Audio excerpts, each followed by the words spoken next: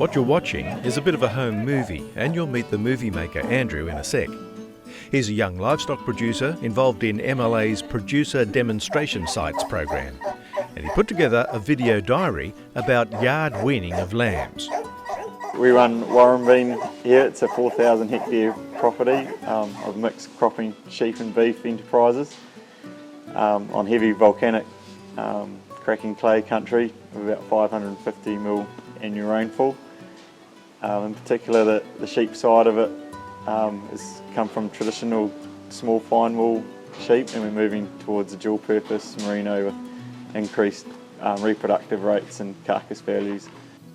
Andrew and a mob of other lamb producers have found merino lambs weaned onto pasture early in this southern region can be slow to gain weight, and mortality rates are higher than average.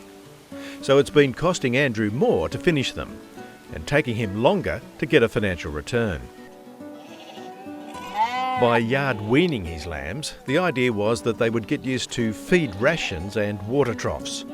It's called imprint feeding, and cattle producers have had good success with it. The idea is Andrew's lambs should put on more weight compared to those weaned in the paddock, which also means fewer stock losses.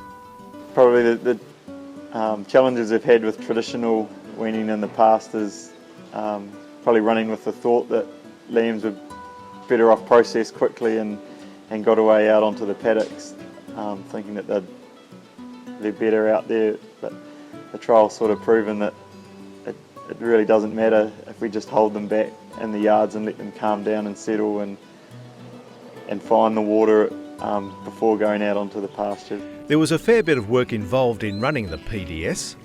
Andrew had to set up a paddock mob as well as the yard mob, weigh his lambs 3 weeks before weaning, and then the imprint feeding business began. Then he had to weigh them again 30 days after weaning. Where the mobs were grazed, Andrew took feed samples throughout the season. He also did a cost-benefit analysis of both paddock and yard systems. One key message for any weaning strategy, but in particular for yard weaning, was easy access for lambs to water troughs and nutrition. This ensures lamb performance is not inhibited by a different way of feeding. In fact, this site showed that if you have your nutrition and water supply right, lambs are less likely to go backwards post-weaning. One final observation from Andrew was that the yard weaned lambs were quieter and easier to handle.